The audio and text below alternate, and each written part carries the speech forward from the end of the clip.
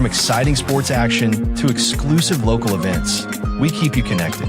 Celebrate our culture, people, and voices with powerful documentaries and inspiring stories. Experience premium entertainment, from trending music to urban lifestyle and beyond. Grow your spirit with life-changing messages and uplifting perspectives. Lead the way with bold conversations, fresh ideas, and thought-provoking shows. Wherever you are, whenever you want, watch TVM on all your devices. TVM, your world, your network.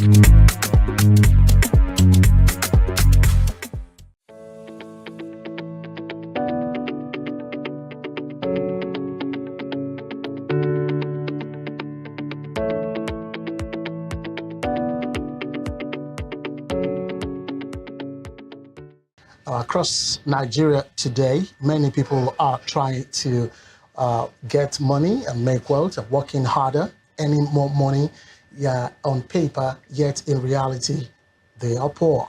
Now, prices rise faster than salaries and incomes. Savings lose value. The currency weakens and, of course, becomes unstable. So Nigerians begin to ask a question about today's Nigeria's economy. Can wealth still be created or built in this harsh economy? Today on Money and Market, we'll take a critical look at what wealth really means. From exciting sports action to exclusive local events, we keep you connected. Celebrate our culture, people, and voices with powerful documentaries and inspiring stories. Experience premium entertainment, from trending music to urban lifestyle and beyond.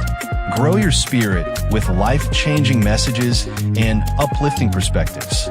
Lead the way with bold conversations, fresh ideas, and thought-provoking shows.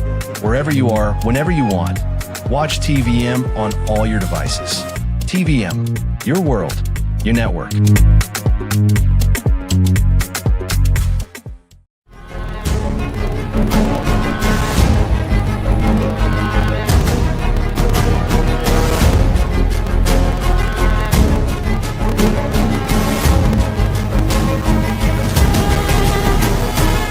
If you check the exchange rate and you paused for a second, you are not alone.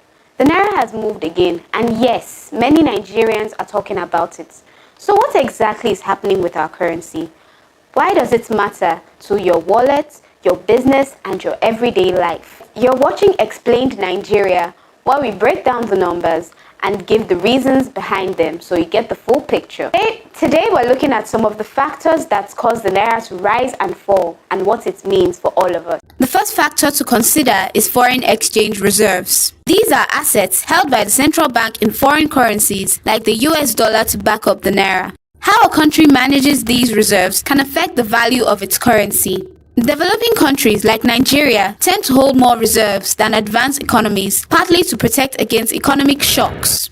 Analysts say that looking at reserves can sometimes predict crises before they happen. For context, the US dollar and Naira exchange rate recently stood at about 1,425 Naira 50 kobo per dollar, according to the latest market figures. A slight movement reflecting ongoing foreign exchange activity as supply and demand continue to shape the Naira's value. Over the past month, the Naira weakened by 0.16%, but over the last 12 months, it actually gained 6.26%. So even small changes in reserves or dollar supply can move the Naira. And while these numbers look technical, they affect what you pay for imported goods, loans, and even school fees. Another big factor is Nigeria's trade balance and import habits. Nigeria usually runs a trade surplus, largely because of crude oil exports. But at the same time, the country imports a lot of refined petroleum machinery and food products. This creates a reliance on imports, making the Naira sensitive to global market swings. In 2025, Nigeria had massive trade surpluses, about 5.17 trillion in the first quarter, peaking at 7.46 trillion in the second quarter. While this sounds positive, it also highlights a problem. We still import much of what we consume and produce very few finished goods locally. Even as non-oil exports grow, the economy remains vulnerable to oil price changes, and countries like China and India remain key partners. In other words, oil earns us dollars. Our dependence on imports can put pressure on the naira, whether international prices fluctuate. It's a delicate balancing act. Government policies and fiscal monetary play a major role in currency stability.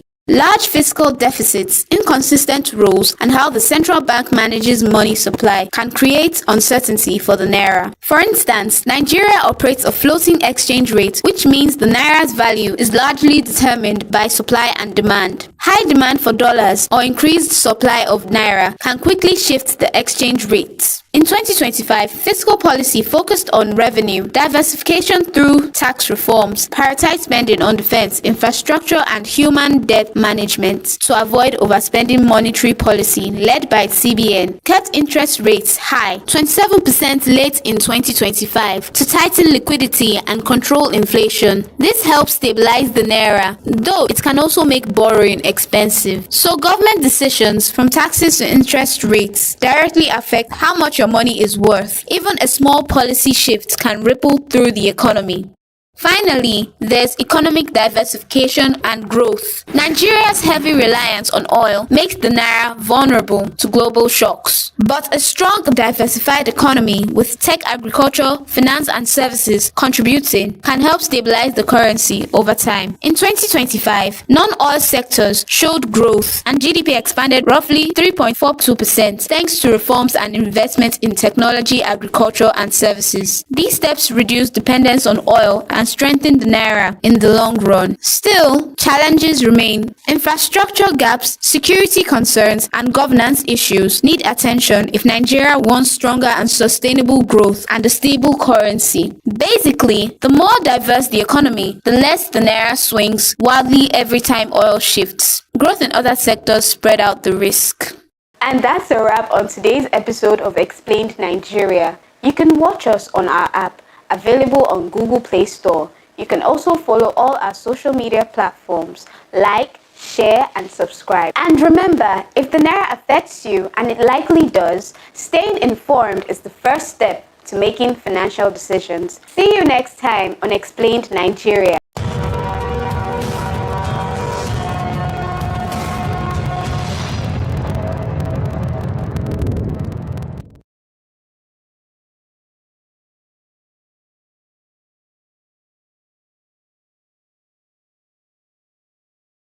Welcome to Dursag Engineering and Services Limited, a trusted name in the oil and gas industry, proudly registered with the Corporate Affairs Commission since the year 2000.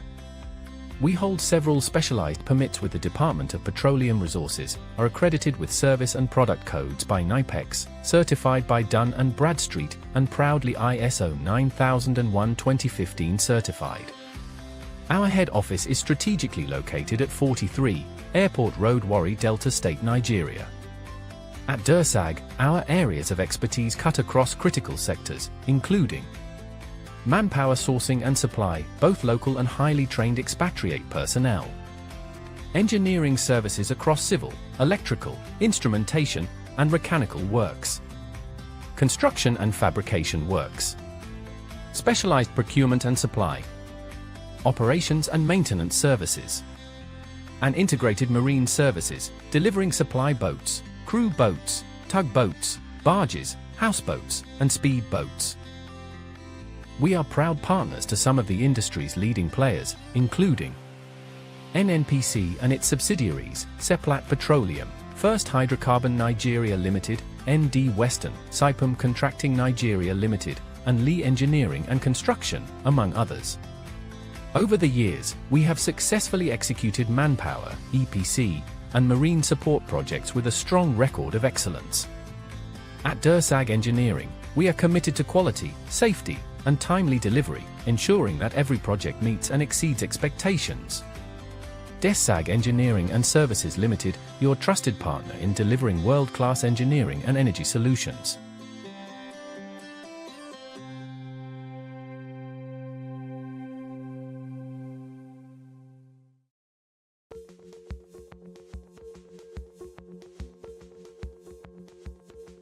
(1964). Mariska Hargitay, the American actress and producer, is born. 1920. The Netherlands refuses to surrender the exiled Kaiser Wilhelm II of Germany to the Allies. 1989. Salvador Dali, the Spanish painter and sculptor, dies at the age of 84. 1997. Madeleine Albright becomes the first woman to serve as United States Secretary of State. 2005.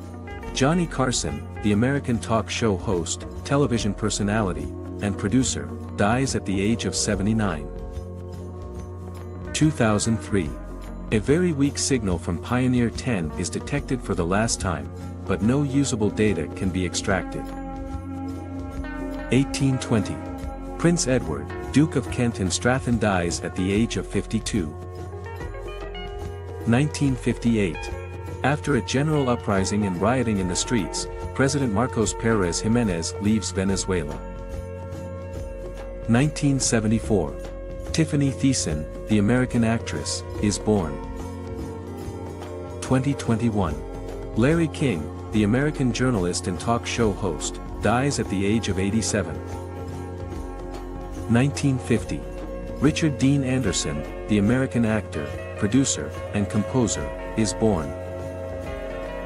1944. Rutger Hauer, the Dutch actor, director, and producer, is born. 1984. Arjen Robben, the Dutch footballer, is born. 1806.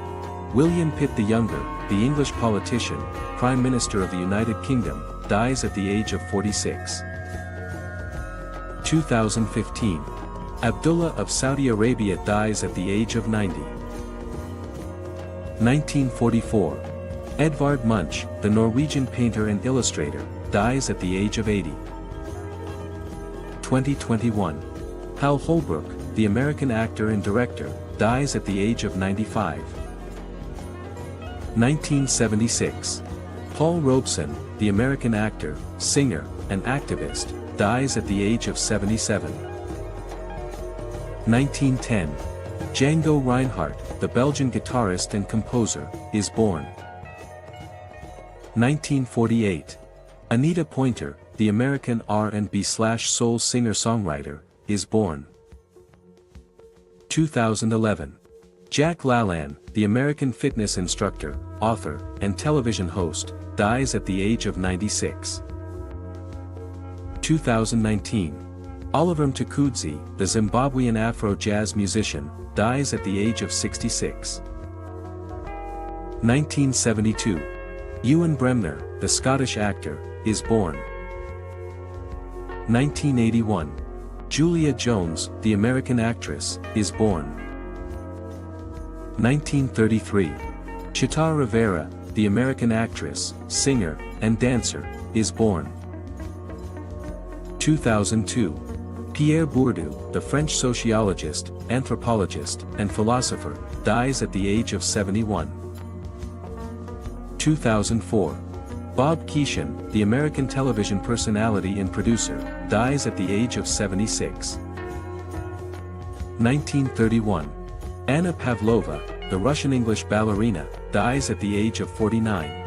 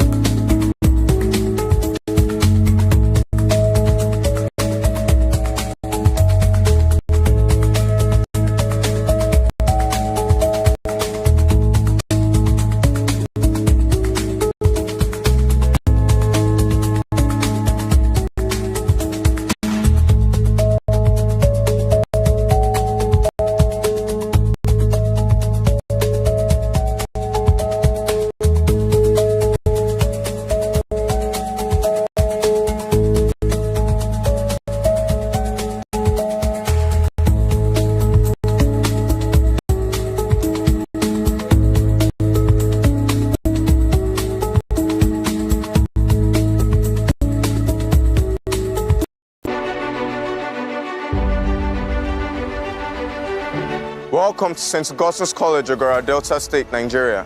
8 years of academic excellence doesn't just come as a good Nollywood film. It has been a step-by-step rise in academic achievements with back-to-back outstanding performances in both our junior and senior secondary school certificate examinations. Even so, we strive for constant growth, hence our motto which says, "The soul grows by learning." Education is the art and science of learning, and an academic success is achieved by training the mind to reach above its potential. We here at St. Augustine's College also help in training the body through a variety of sporting activities. We have a standard and fully functional volleyball court, football field, badminton court, and a few others which are promoted for co-ed practice. As we all know, intelligence and smarts have often been argued as to which is most important.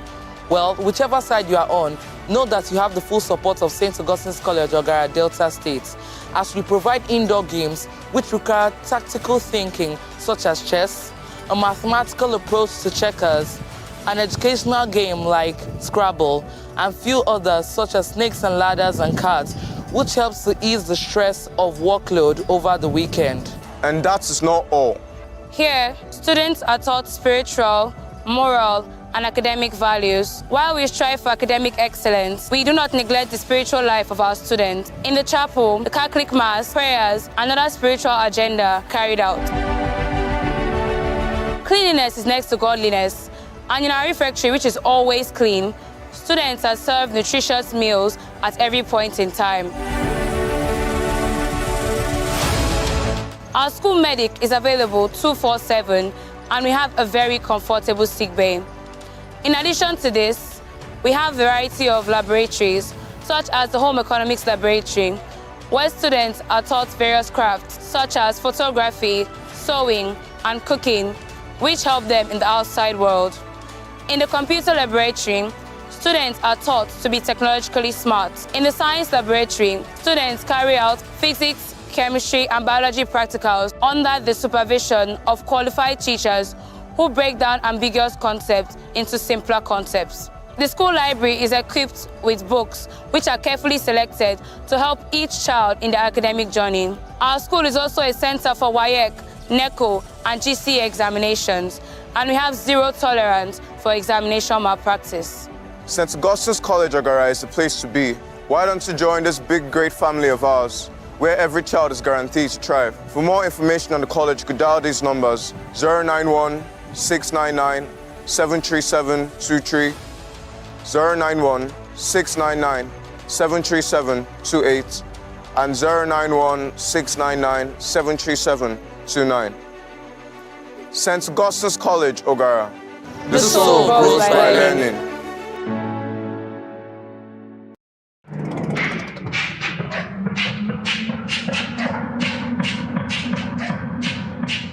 Hello there, welcome to today's broadcast on Men's Workroom. Men's Workroom talks about, it speaks of like a laboratory, a workshop, a processing house where you deal with issues before you take them to the showroom to show to our world and market to our world. And in this men's workroom, we will be looking at different issues that pertains to men on how we can live our lives as married men and have a successful home, a successful father, successful businessmen, successful money mongers and millionaires and billionaires. Today, we are going to start with what they say is the most important thing a man needs from a woman, and that is the word respect. Respect. There's a whole lot of things going out there talking about respect. Now, what is respect? It's a feeling of deep admiration for someone or something. A feeling of deep admiration for someone or something.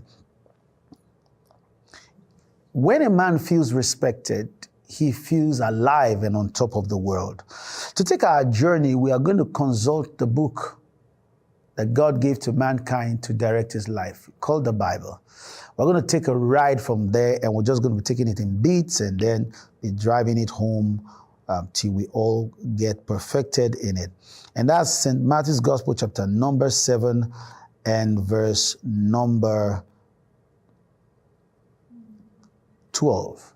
I'm going to read first from the Common English Bible translation. It says, therefore, you should treat people in the same way that you want people to treat you. This is the law and the prophet. You should treat people in the same way you want people to treat you. I read it in a complete Jewish Bible, and it goes like this. Always treat others as you would like them to treat you. That sums up the teaching of the Torah and the prophets. That sums up the teachings of the Torah and the prophets. It means everything Moses was trying to teach the children of Israel, down from Exodus down to Deuteronomy, is about treating people the way you want to be treated. Everything Isaiah, Jeremiah, Hosea, and all they taught was to bring man to this point. And do you really know that when we come to this point of realization and living our lives in the real sense of it, of treating people the way we want them to treat us, this world will be a very balanced place, because you will have a thought before you act. You will have a rethink before you do things. The Godword translation, the C part of it says, that is the meaning of Moses' teachings and the prophets. So I'll start my journey to let you know that since the greatest need that man has of his wife, or man needs from his wife, is respect, I would say that respect starts with you.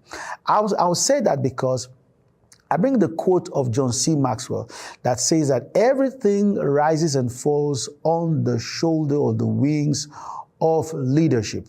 Now, a leader is one who influences others to carry out a function or achieve a common goal. That is what a leader is. So respect in the home will actually start with you. It starts with you because you have a whole lot to benefit. Some of the benefits you have to derive from respect starting with you is that, number one, you are the man. It is very important because you are the man. Being the man also means, number two, that you are the head. Being the head means you are the top of everything: joy, pain, sorrow, happiness, and celebration. Number three, you are the chief culture officer of your home. Culture is the way a group of people behave, is the lifestyle, the way and manner in which a group of people or society in a society behave. You are the chief culture officer in your home. The next point is that you are the man in charge. You as the man, you are in charge. You are in charge of victory. You are in charge of woes. You are in charge of tales. You are in charge of everything in the home.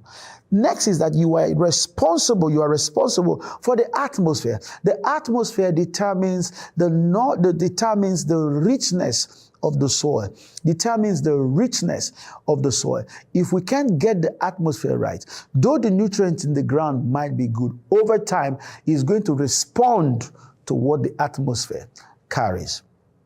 So it is very, very important. And the last thing I wrote down is that you are going to give account of your life and how you manage the resources, which is your wife, your children, everybody in your home, the human capital or the human resources in your home, as well as the material resources and your time in the home. So it is very important that you do this so that you can have a beautiful home full of respect. So the next thing I'm going to bring out is to look at how you can achieve a home full of respect. I just talked about the relevance of it, or the benefit of it. So how do you keep a home full of respect, where your wife respects you to the maximum, what a Jamaican man would call the maximum? How do you do that? Number one, you will need to make your wife know how much you love and appreciate her. How much you love and appreciate her. When women are not appreciated, they give birth to us. They give birth for us damaged products. They give birth for us unhealthy atmosphere.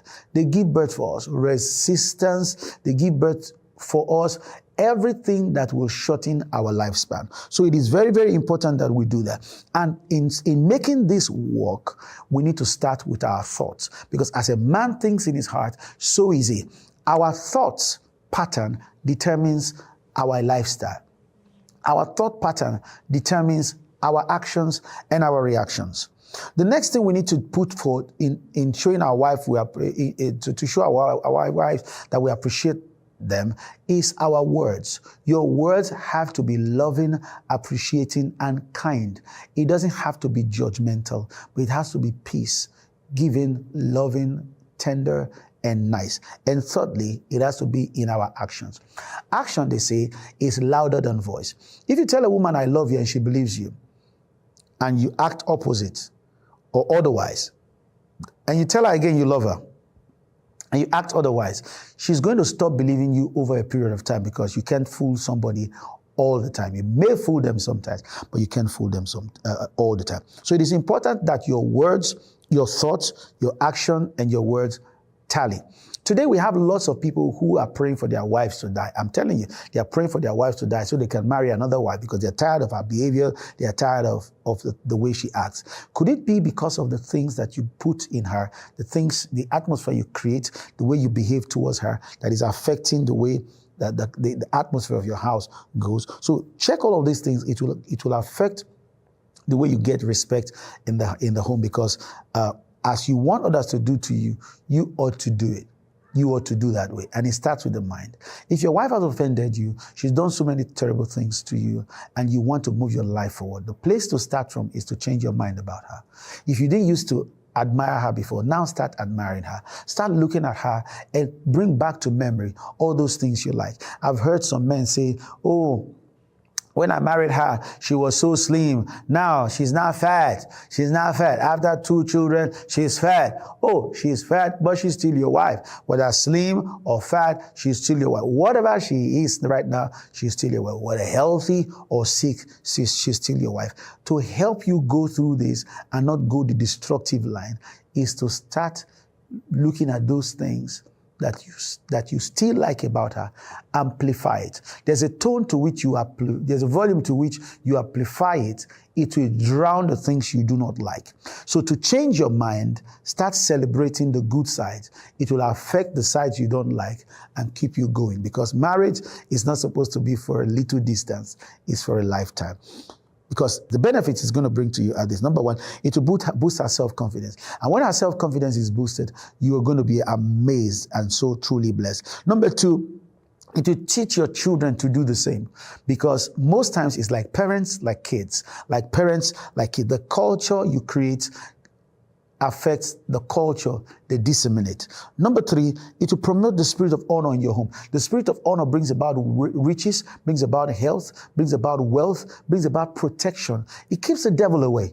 Woo! I love that. It keeps the devil away. So when you promote honor, it keeps the devil away. Number four, it buys you respect. When you show your wife you love her, it earns you respect.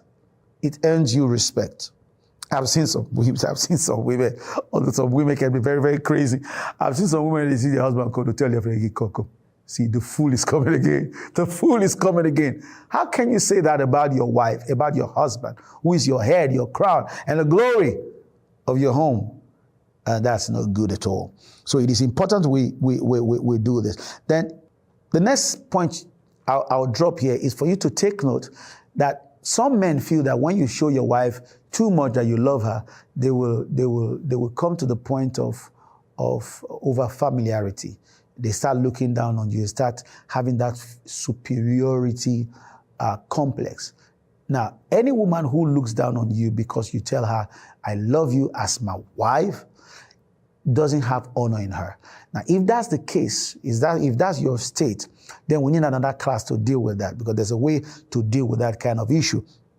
But on a normal note, if you let your wife know you love her and you appreciate her, it's just going to boost her love and respect and honor for you. The next point is that it glorifies God. Everybody wants to glorify God. Everybody wants to make God glad. Everybody wants to bless the Lord, and that blesses the Lord. The last thing I wrote down here is that it kills the tendency of separation and divorce. Today, so many marriages are heading towards the rock. They are heading towards the rock, and the time to deal with it is now. Respect given is one strong way to keep the devil away from sponsoring divorce or separation in your home. Now, to end this class, you have to do me a favor. Having spent this time talking to you, you need to do this for yourself and do me this favor, because your success is my delight. Do this. Write down 3 things you're going to do differently to show your wife that you love her and to improve the culture of honor and respect in your home. Write down 3 things you're going to do to make her know you love her and you appreciate her. Thank you very much. I'll see you in next episode. Don't forget, my name is Victor Atenaga. I remain your partner to a successful home. Be blessed.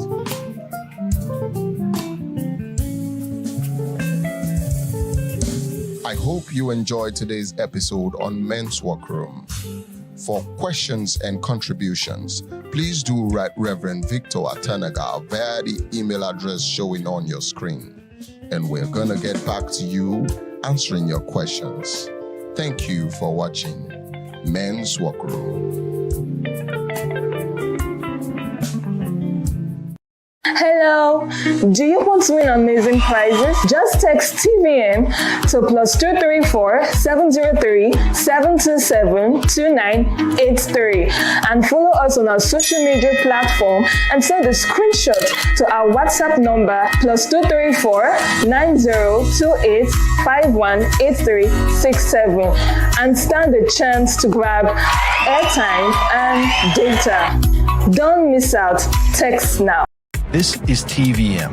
TVM delivers breaking stories, global headlines, and the moments that matter. From exciting sports action to exclusive local events, we keep you connected. Celebrate our culture, people, and voices with powerful documentaries and inspiring stories. Experience premium entertainment, from trending music to urban lifestyle and beyond. Grow your spirit with life-changing messages and uplifting perspectives. Lead the way with bold conversations, fresh ideas, and thought-provoking shows. Wherever you are, whenever you want, watch TVM on all your devices. TVM, your world, your network.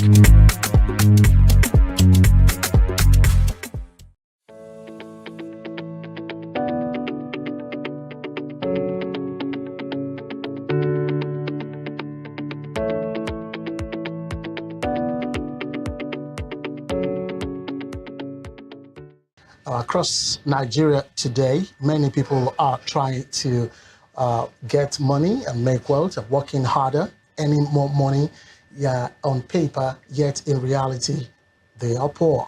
Now, prices rise faster than salaries and incomes. Savings lose value. The currency weakens and, of course, becomes unstable. So Nigerians begin to ask a question about today's Nigeria's economy. Can wealth still be created or built in this harsh economy? Today on Money and Market, we take a critical look at what wealth really means in today Nigeria, who is still building wealth, and what has changed, if there is any. Well, wealth creation depends on income growing over inflation, that is beating inflation. But today in Nigeria, like I said earlier on, prices rise faster than income or wages. Now, some of the key points we will be looking at will be on inflation, the strength of the Naira, wages, and of course, policy shocks. For inflation, when it becomes high, income grows slower than prices, which is not good for, wealth building. And then you have low and unstable wages, where we have, we see this very common in the private sector, and then the strength of the currency, in this case, the Naira, which loses its value quickly. And then we're talking about policy shocks, We know right from when this President Bola Tinubu took over as president, one of the policy shocks he brought about was the subsidy removal. And of course, you also look at another policy shocks in tax reforms and FX changes.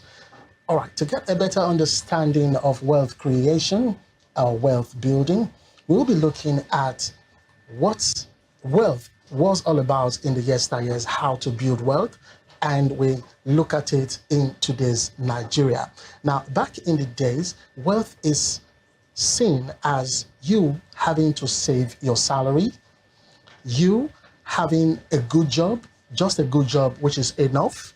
And when you have cash in hand, you are viewed as a king. And then you wait for government to be stable. Now, these were the key points in wealth building or wealth creation back in the days. And somewhat, it worked for them.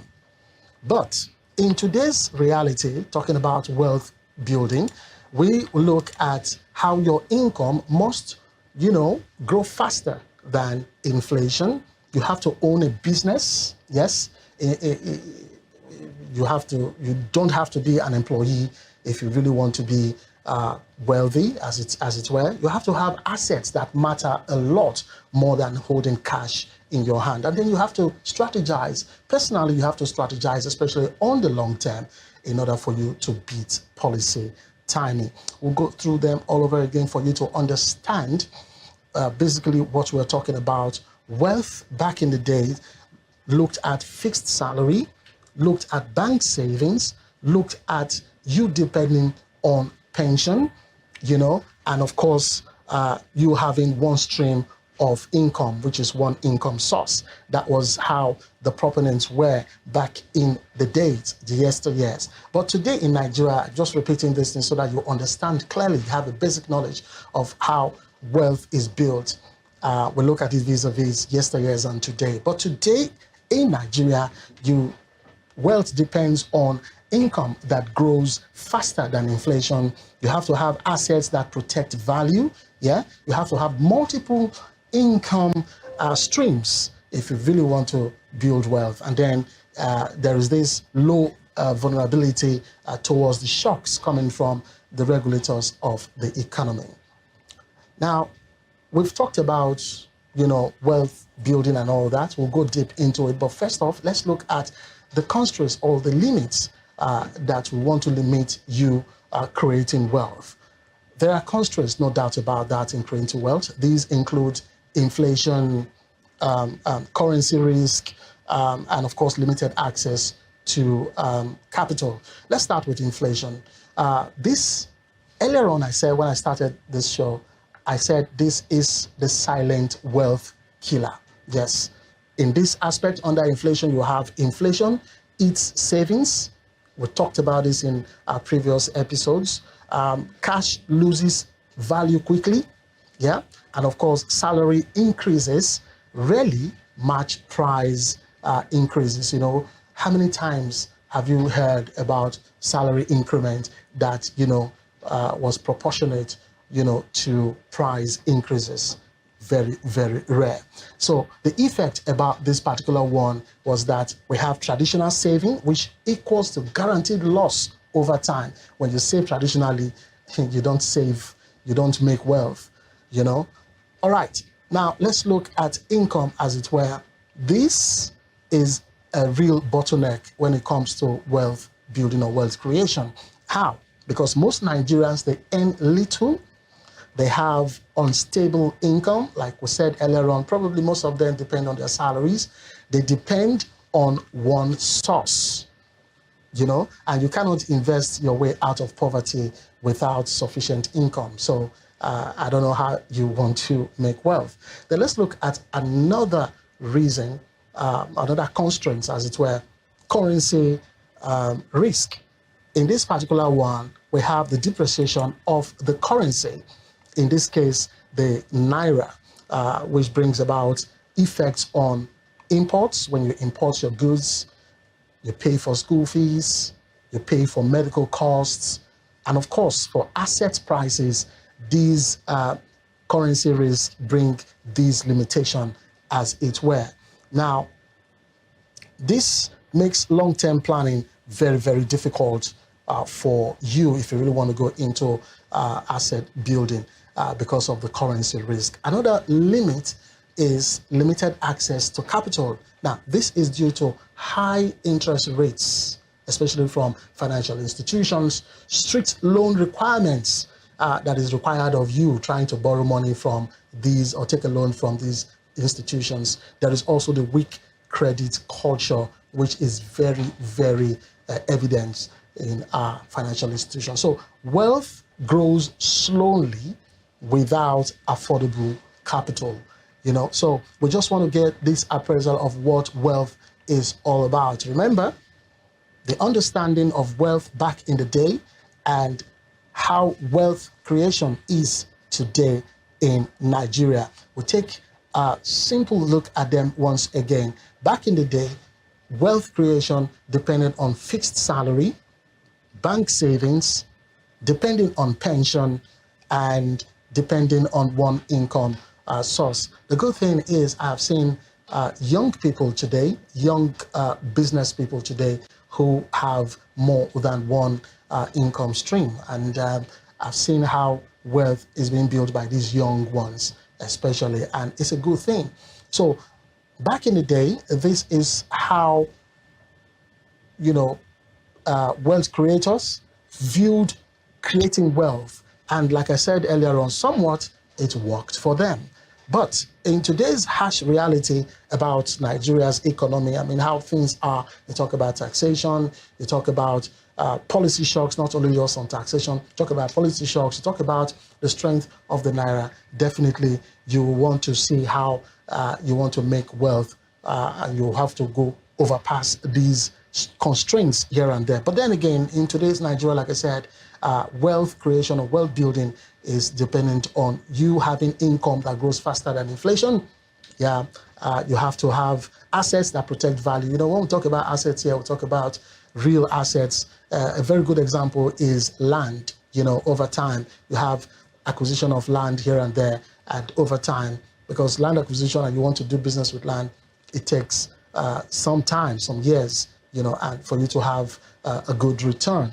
Because land never depreciates but appreciates over time. And then you look at multiple income streams. In our previous discussion on taxation and all that, I gave an instance of this particular multiple income streams. It helps you a lot. I gave the instance of you as a salaried worker when you close, especially for civil servants that work from Monday to Friday, a particular time, maybe from 8 o'clock to 4 p.m. or 5 p.m., then you can go do other form of business to add money to your income, like the POS operators. You can be a tutor or home tutor and all of that. So that's a part of you having multiple income streams. And of course, then we talked about low vulnerability to shocks. Now, these shocks come from the regulators of the economy. All right, so you want to see how you can beat that, and that is by planning, not just on short term, but for the long term. And that's why I said earlier on as well that, you strategize. When you strategize, you plan strategically, you beat the policy shocks that will come your way. All right, we will be taking a breather very soon, and in our next segment, we will be looking at where wealth is being built. If we go on and say that wealth is wealth, can we really build wealth in today's Nigeria? The answer is definitely yes. Yes, you can build wealth, but then again, it's not evenly spread, but you can build wealth. So we want to take a look at where wealth is still being built. Stay with us. At DSAG Engineering and Services, we anticipate, manage, and deliver. Since 2000, we have been a leading EPC company, ensuring customer satisfaction through quality service and timely delivery. With integrity, proficiency, and innovation at our core, we provide world-class solutions tailored to your needs. From engineering designs and construction to procurement, manpower outsourcing, and maritime supplies, DSAG delivers excellence. Partner with us today. Visit www.dsag.net or call +23 4807 254 8724. DSAG Engineering and Services, anticipate, manage, deliver.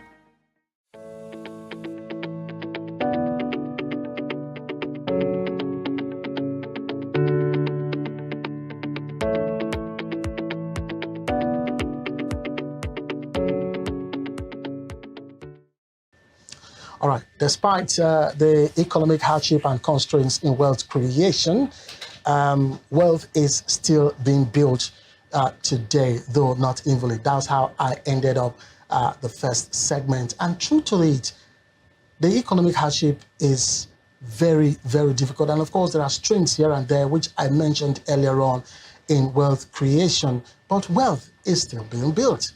Now, we'll be looking at three proponents to look, when it comes to creating wealth. We will look, first off, we'll be looking at the direction of business owners.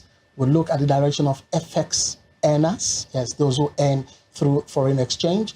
And then we'll look at asset builders. Let's start with business owners. Now, these are the structures that have a huge say on wealth creation, business owners. Remember, I talked about one of the things is for you to own a business and not being you an employee. All right, so this is what I meant.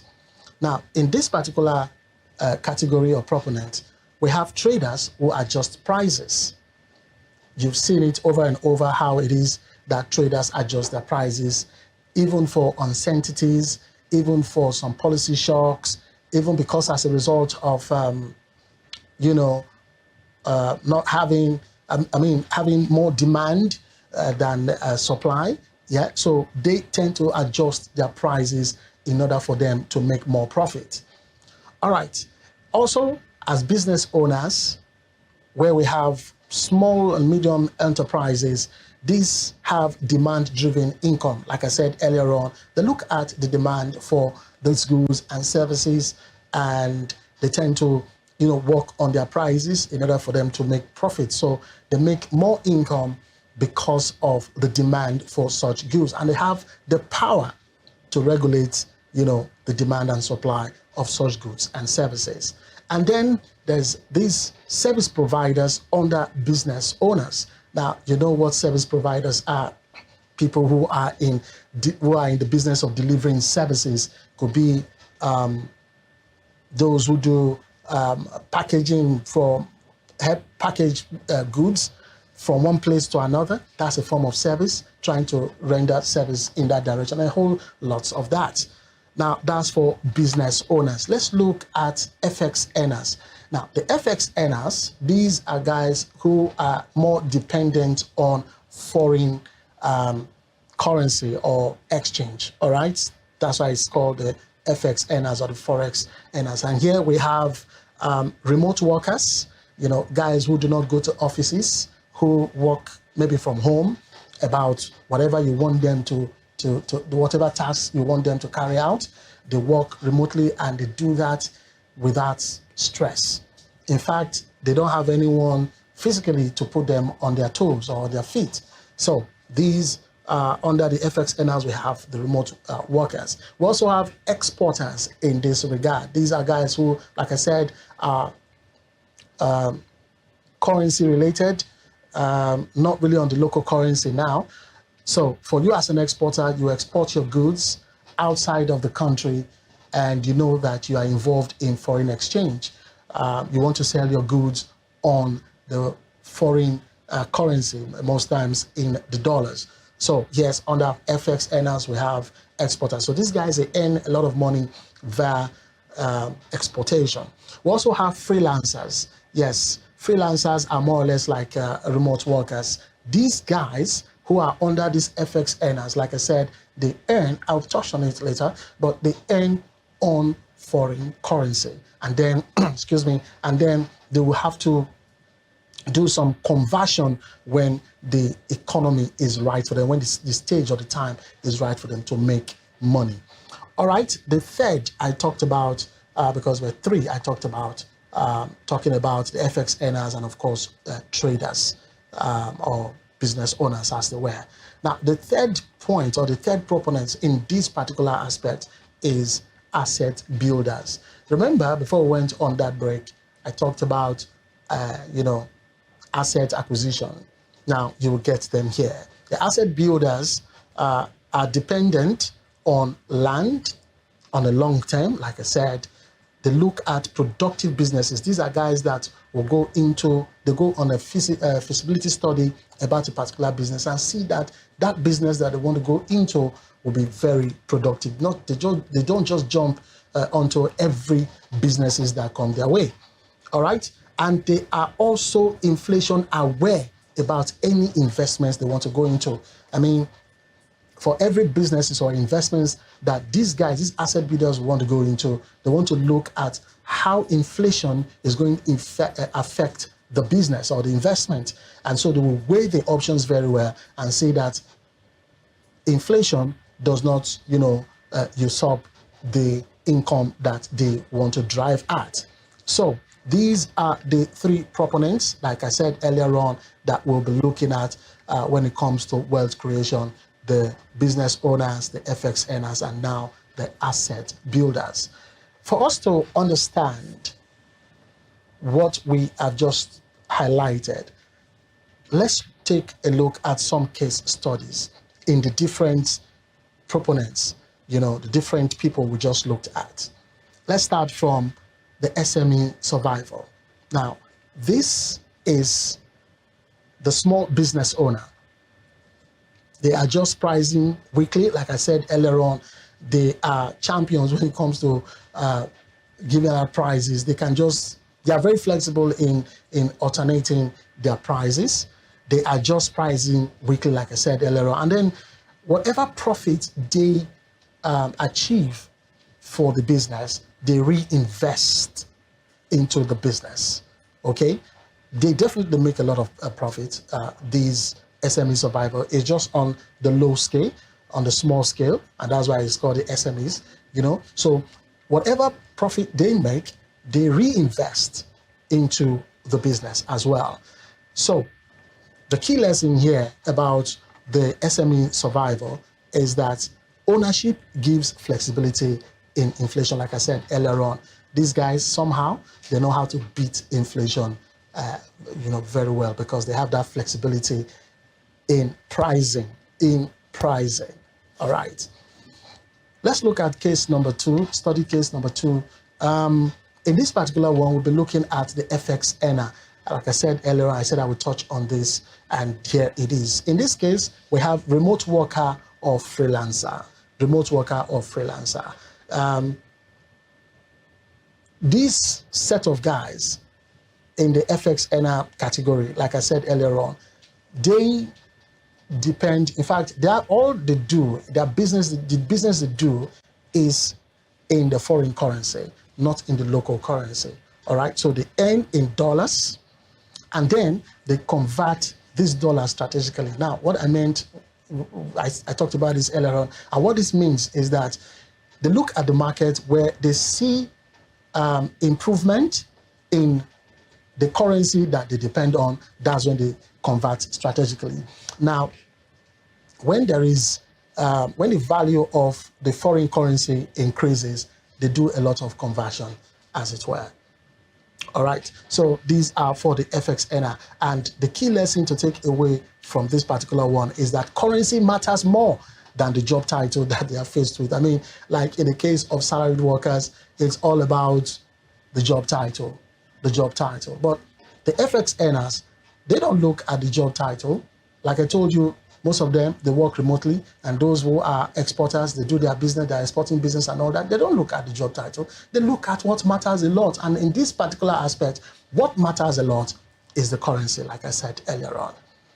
So that's a good payoff for the FX earners. Let's look at the asset builders. Now, this is the one who is into gradual land acquisition, and long-term mindset. Now, for you to be an asset builder, you must plan long-term. It's not mid-term. It's not mid-term, future. It's not on the short term. It's on the long term. You have to have that mindset that whatever I'm going to be doing here as an asset builder is for the long term. And I gave an instance of a particular asset, which is the one we just talked about now, the gradual land acquisition. You acquire land here and there at a particular price, and over time, you say that the land appreciates. Like I said, land does not depreciate. It appreciates. So over time, you see someone that could acquire a particular portion of a parcel of land for, let's say, 15 million today for a particular parcel of land, maybe in the next 5, 6, 10 years, especially from 10 years and above, because I think 5 years or thereabout is that's on the midterm duration. So for the long term, I think it's from 10 years. Yeah, it's from 10 years and above. So a land you acquire, let's say today, 2026, for 15 million naira. In 2016, I beg your pardon, in 2036, you could be selling that particular parcel of land for close to about 500 million naira. Very, very possible. I've seen that happen in the past decades. There's this particular young man back then who acquired some parcels of land, hectares of land and all of that, and he acquired them on a low amount of money. But over time, he became a billionaire just because of land acquisition. It took him some years, not even 10 years. It took him up to 20, 25 years before he started selling, and he made a huge sum of money. So the key lesson here is that wealth is patient capital. Wealth is patient capital. All right, so what does not build wealth? That we'll be looking at the stuff, the things that you're not supposed to go into. If you're thinking of building wealth, there are some things you do not want to go into. One of them is keeping money idle in savings. I mean, if you think keeping your money in savings and not touching it is you making wealth, think again, because the diminishing, there is the diminishing purchasing power that comes into play. Why? As a result of inflation and what have you. Secondly, if you are the salary only person, you have that mindset of the salary only, you do not have another way of making money, then my brother, my sister, you will not make wealth. It brings about high vulnerability to shocks from the economy. All right? Then if you are looking at the get-rich-quick syndrome or schemes, my brother and sister, go away from that, because these get-rich-quick schemes will only land you in heartaches. Now, some of these get-rich-quick schemes include crypto hype. Yeah, crypto. We've seen how the crypto market crashed some time ago in Nigeria. I don't want to make mention of names, but you and I know what I'm referring to. How some persons have been crying for their monies to be returned. Then there's also the Ponzi schemes. The Ponzi schemes, if you really want to make wealth, do not find yourself in Ponzi schemes, because these are all part of schemes that you think will get you money very fast. And then the guaranteed returns, some person will just come. It's also part of the Ponzi scheme. Some people will just come and say, you put in this kind of money, in 2 weeks' time, you're making this set of money as well as an increase in the capital you invested. Run away from that. These do not build wealth. Now, lifestyle inflation is another thing that really would put some holes in your pocket if you're thinking of making wealth, because where spending increases, lifestyle is all about you spend the money. You spend the money. So where spending increases faster than income, your income, what you gather, let's say in a month, how much you gather, and then your lifestyle exceeds what you gather, because take it or leave it. Sometimes you find yourself even going to borrow, before your salary comes or before that income target that you always have at the end of every month comes. You have gone to borrow in order for you to maintain a particular lifestyle. If you want to make wealth, do not go into these areas and look at them once again. If you do not want to make wealth, if you really want to make wealth, then go away from these proponents. One of them is keeping money idle in savings, salary-only mindsets where you depend on your salary alone and you go into schemes that you think will get you rich very fast. Now, let's look at some practical paths or steps to making wealth. One of them is for you to expand your income. That's the first thing you should do, because wealth starts with earning. If you don't have the earning capacity, if you don't have the capacity to earn income, then don't go into all of that. Secondly, we'll also look at inflation-aware saving, savings that should be on emergency focused, should be short-term, should be liquid, and not wealth storage. All right, so another angle, another thing you should also look at is investing with purpose, how your investment should beat inflation, match tolerance, and be long-term. And then you know how to manage your debt, very, very importantly. All right, we'll go for another break. And when we come back, we'll be looking at some other serious matters when it comes to wealth creation. Stay with us. At DSAG Engineering and Services, we anticipate, manage, and deliver. Since 2000, we have been a leading EPC company, ensuring customer satisfaction through quality service and timely delivery. With integrity, proficiency, and innovation at our core, we provide world-class solutions tailored to your needs. From engineering designs and construction to procurement, manpower outsourcing, and maritime supplies, DSAG delivers excellence. Partner with us today.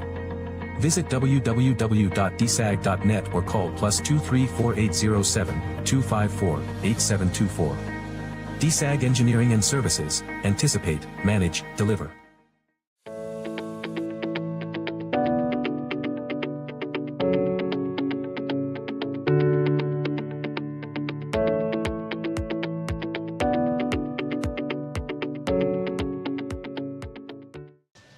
All right, welcome back from that quick break. And before we went on that breather, we talked about some practical steps or paths to making wealth. I just hurriedly brought out some highlights of what we'll be discussing about.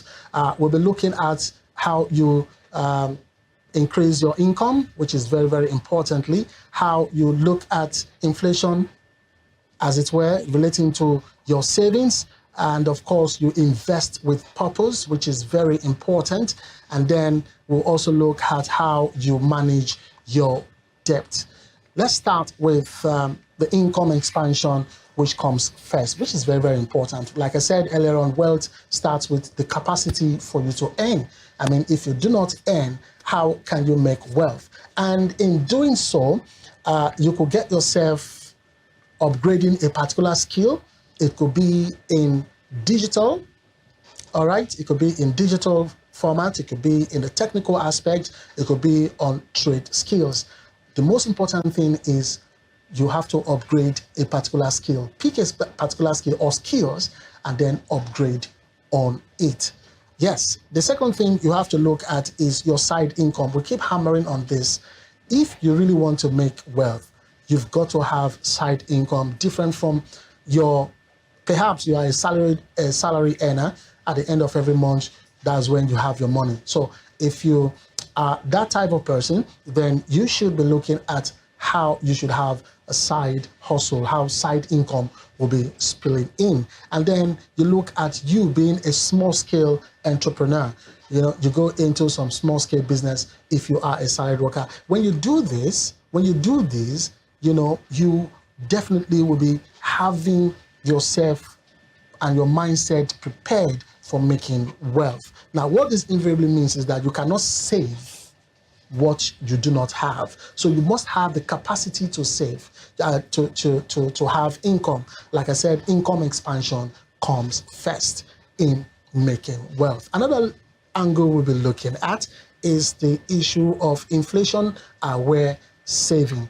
You have to be very, very aware of inflation as it relates to your saving. Now, your savings should be emergency focused, emergency focused. Emergency focused. Now, what this invariably means is that you don't save money in order for you to just, for every impulse spending that comes to your head, you just run to your savings and pick and withdraw and pick and withdraw. No, it will not work for you. Instead, let your savings be emergency focused. If you have to go there, then you know that it is something that is in dire need. That's something that is in dire need of. That's your savings. Okay. Another thing we should also do is that you should, your savings should be in short term. Now, in this particular angle, you do not want to save for a very long time. You have to, like I said, the earlier point I made there, emergency focused, right? So it has to be short term. All right. So don't keep that money, that savings for too long. And also, your savings should be kept liquid. Should be kept liquid. That savings should not go through rigorous procedures for you to get it handy. Do not keep your cash or your savings in such a method. Putting it in a place where it is difficult for you to, withdraw or take to put into your business. And the last thing there is that you should not make your savings as a wealth storage. Your savings can never be a wealth storage. Okay? Do not get that in your mind, in your head. Now, let's also tell you that you've got to hit the ground running when it comes to practical ways or practical steps on how to make wealth. One of the hitting on the ground is investing with purpose. You invest with intent. All right? Investment must, we've always hit on this one, must beat inflation. Like I said, inflation is the most killer, in quote, disease when it comes to wealth creation. So your investment must beat inflation. Like I said, inflation has been the killer, in quote, disease when it comes to wealth creation. So you've got to know how to invest with purpose. An investment that you've got to go into must be able to ensure that the income that will be spilling in will beat the rate of inflation, as it were. All right, another thing you'll look at is match risk tolerance. Match risk tolerance. You've got to be very, very careful when it comes to risk, taking risk in that investment. You've got to look at that investment very well. You look at the risk level. If it's something that is tolerant, if it's something that you can handle, then you go into it. That's why we say you match the risk tolerance in that particular investment. Then also, you also look at the investment being a long term. Now, any investment you want to go into that will help bring about wealth creation and, of course, build on your wealth is that the investments have to be on long term. Like I gave you an instance, land acquisition, a very good example. It's not what you want to do mid-term or short-term. All right. So, example of this particular investing with purpose will be on investing on things like treasury bills, which can bring about capital preservation. Yes, treasury bills. And this is, the treasury bill is not just a short-term kind of investment. It is an investment that takes some time, and it brings about some good income for you, some good monies for you as well, some good funds. You also want to look at mutual funds. These are good examples of you having, investments in purpose. You want to invest in mutual funds. And of course, business reinvestment, which is very, very important. You could also reinvest into your business. And land, like I said earlier on, that is one very patient capital that, spills into your business. I mean, when you want to make wealth, it's very, very important. I've seen a lot of people who are into land acquisition. And like we always say, land is patient capital. It's capital that you have to be patient on. It's not something you just, because you just acquire, for instance, a portion of land or a parcel of land, instead of you to wait for the minimum of 10 years, because in quote, you're hungry or you want to solve one issue here and there, you just jump in the next 6 months or 1 year and you sell off that particular land. That means you are not actually ready for wealth creation. Now, in all of these things that we've been talking about is how you can create wealth, practical steps to creating wealth. Let's just remind us again that one of the pathways to creating wealth is income expansion, which is the number one thing that should be in your mind. And we talked about you finding a skill or skills, upgrading on them. I talked about digital skills, technical skills, and of course, trade skills. Find any, work on them, upgrade on them, and you see how you will benefit. And of course, you become very, very hot when it comes to that particular skill in the market. Also, you look at your side hustle, how side income start thrilling in. Is very, very important, start spilling in for you. And you want to also look at you being a small scale entrepreneur, which would be very, very good. And we said, if you do not have anything to save, how can you earn? Okay, so your income has to come first. We also talked about you having inflation aware saving, where your savings should be emergency focused, should be short term, should be kept in liquid, and you do not look at your savings as wealth storage. Don't ever look at it, because it's something that you want to be using even in the short term to help your business grow, and of course in the long run help you build wealth. We also talked about investing with purpose, which is very important. You invest in businesses that can be able to beat inflation, that will match risk tolerance, ensure that the kind of investment you're going into is the type that will definitely, have a very positive impact, as it were, as against the risk involved in the business as well, because every business has its own risk, but you've got to match that risk tolerance to see if you can still be in that business. And of course, we talked about how you can go long term on your business. The investments that you are going into, it has to be a long term, not short term. All right, and we gave instances of long term